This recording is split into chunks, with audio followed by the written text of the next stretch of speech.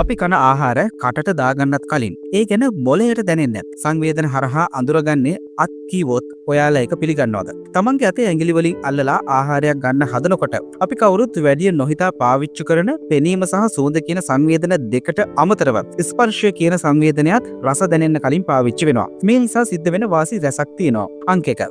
අනන අවස්ථාවේ අපේ ඇඟිලිවල ආහාර ස්පර්ශ වෙමින් පවතිනකොට ඇඟිලි තුඩුවල තියෙන ස්නායු සංවේදක වලින් අපේ මොළයට පණිවිඩය යවලා අදාළ ආකාරයේ ආහාර දිරවන්න වඩාත් සුදුසු වෙන එන්සයිම සහ ජීවක ද්‍රාවණ ආමාශය තුළට මුදා හැරෙන නිසා අතින් කෑම ගන්නකොට කෑම වඩා හොඳින් දිරවන්න රුකුලක් වෙනවා.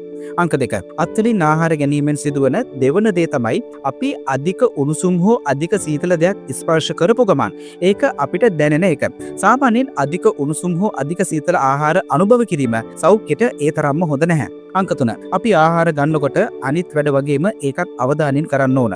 ඒ අවධානය නිසා තමයි මොළය හරහා ආහාර ජීර්ණය පවා සාර්ථකව සිද්ධ වෙන්නේ. අපි අපේ ආහාර අතින් ස්පර්ශ කරන තරමට ඒ ගැන අවධානෙත් සුරැකෙනවා. ඒක අපේ යහපත් සෞඛ්‍යයටත් බලපානවා. අංක 4. කන්න හදන කෑම එක මොන වගේද කියන එක දැකලා සහ සුවඳ බලලා විතරක් නෙවෙයි. ලාවට හැපුවත් ගිලින්න පුළුවන් දේවල්, වැඩිපුර හපන්න පුළුවන් දේවල්, දිවට රළුවට දැනෙන දේවල් එක්ක ආහාරයේ තියෙන දේවල් ගැන හොඳට දැන කියා ගන්න කෑම එක අතින් ස්පර්ශ වෙන තරමට උදව්වක් වෙනවා. අංක 5. ඔයා අතින් අනලා කෑම කන්නේ හරි අවධානයෙන් නම් තමන් කන දේ ගැන වගේම තමන් කන විදිහ ගැනත් වඩාත් හොඳින් අවබෝධ කරගන්න පුළුවන්. ඒ නිසාම බඩගිනි දැනීම, බඩ පිරීම වගේ දේවල් වඩාත් හොඳින් සංවේදනය කරගන්නත් නිතර එක දිගට ආහාර ගැනීම සිදු වෙන්න තියෙන ඉඩ අඩු වෙන්නත් මේකෙන් ලොකු ප්‍රයෝජනයක් අත් වෙනවා.